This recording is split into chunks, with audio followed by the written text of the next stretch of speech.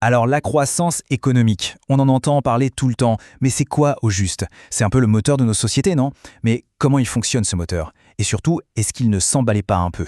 Allez, on va décortiquer tout ça ensemble. C'est un chapitre super important, un grand classique pour le bac, donc on va s'assurer que tout soit bien clair.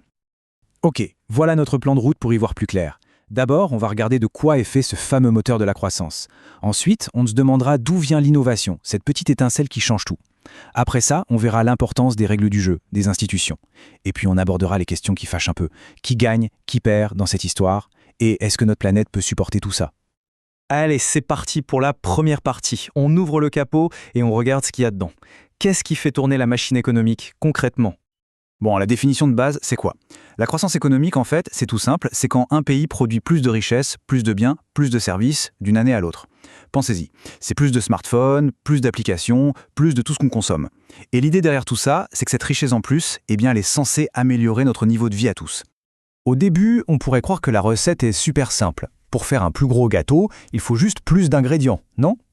Pour l'économie, c'est pareil. Pour produire plus, on se dit qu'il suffit d'avoir plus de gens qui travaillent, ça c'est le facteur travail, et plus de machines, d'usines, ça c'est le facteur capital. Oui, mais voilà, ça c'est la théorie.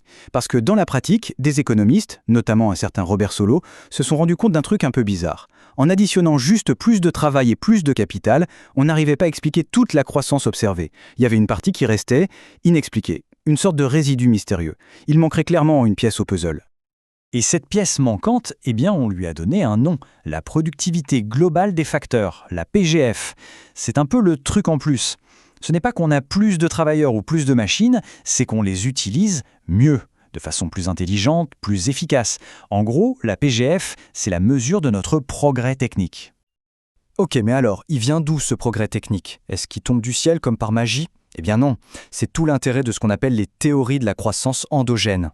Endogène, ça veut juste dire que ça vient de l'intérieur. Le progrès technique n'est pas un cadeau, c'est l'économie elle-même qui le produit.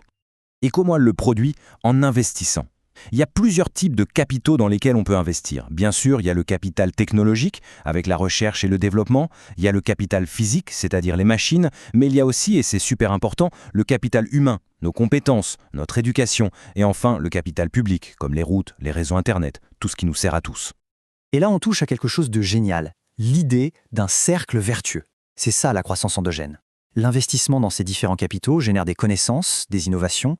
Ces innovations, elles créent de la croissance, et cette croissance, elle dégaille des ressources pour investir encore plus. C'est une sorte de boucle positive où la croissance s'auto-alimente. Bon, ce beau moteur, ce cercle vertueux, il ne peut pas fonctionner n'importe comment, dans le chaos. Pour que les gens et les entreprises osent investir et innover, il faut un cadre, il faut des règles du jeu. Et c'est là que les institutions entrent en scène. Et quand on parle d'institutions, on pense par exemple au droit de propriété. C'est fondamental. Prenez le brevet. Si on invente quelque chose de génial, le brevet nous garantit qu'on sera le seul à pouvoir l'exploiter pendant, disons, 20 ans. Et ça change tout. Ça donne une bonne raison de dépenser de l'argent et du temps en recherche et développement parce qu'on sait qu'on pourra en récolter les fruits. Sans ça, pourquoi innover? Cet élan d'innovation permanent, il a une conséquence majeure, théorisée par un économiste très célèbre, Joseph Schumpeter. Il a appelé ça le processus de destruction créatrice. Le nom dit tout. C'est un processus qui, en même temps, crée et détruit. Voilà, c'est vraiment l'idée d'une pièce à deux faces. D'un côté, la face créatrice. L'innovation fait naître de nouveaux produits, de nouveaux marchés, de nouveaux métiers. Pensez à l'arrivée d'Internet. De l'autre, la face destructrice. Ces nouveautés rendent les anciennes technologies, les anciens métiers complètement obsolètes. Des entreprises ferment, des emplois disparaissent. C'est un processus constant de renouvellement, parfois douloureux. Et bien sûr, ce grand chamboulement, il ne touche pas tout le monde de la même manière. Il y a des gagnants et des perdants.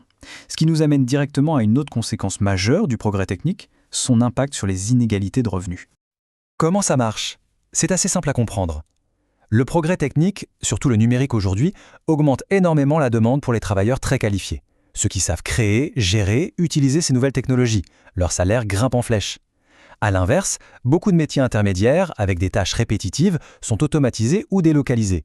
Du coup, la demande pour ces profils baisse et leur salaire stagne ou diminue. Au final, le résultat, c'est ce qu'on appelle une polarisation des revenus. L'écart se creuse entre les très hauts salaires et les bas salaires. Donc pour résumer, l'innovation, c'est super pour la croissance globale, ça agrandit le gâteau, mais la façon dont les parts sont distribuées devient de plus en plus inégale. Et on arrive au dernier point, et sans doute le plus important aujourd'hui. Ce moteur économique qui tourne de plus en plus vite, est-ce qu'il peut continuer comme ça indéfiniment sur une planète qui, elle, n'est pas infinie?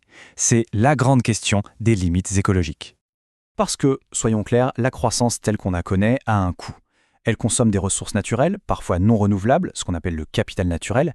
Elle génère aussi des externalités négatives comme la pollution de l'air ou de l'eau. Et bien sûr, elle émet des gaz à effet de serre qui provoquent le réchauffement climatique. Alors, face à ce constat, il y a un grand débat entre deux visions. D'un côté, ceux qui défendent une soutenabilité faible. Pour eux, pas de panique. Le génie humain, l'innovation trouvera toujours des solutions. On pourra remplacer une ressource épuisée par une autre, grâce à la technologie. De l'autre côté, il y a les partisans de la soutenabilité forte. Eux, ils disent « attention, le capital naturel, la biodiversité, un climat stable, tout ça c'est unique et irremplaçable. Aucune technologie ne pourra nous redonner une espèce disparue. Il faut donc le préserver avant tout. » Ce qui nous laisse avec une question vertigineuse pour notre avenir. L'innovation, qui est au cœur de la croissance, est-elle la solution pour nous sortir des problèmes écologiques qu'elle a contribué à créer? Ou est-ce qu'au fond, elle ne fait que repousser les problèmes, voire en créer de nouveaux, encore plus complexes? C'est tout l'enjeu des décennies à venir.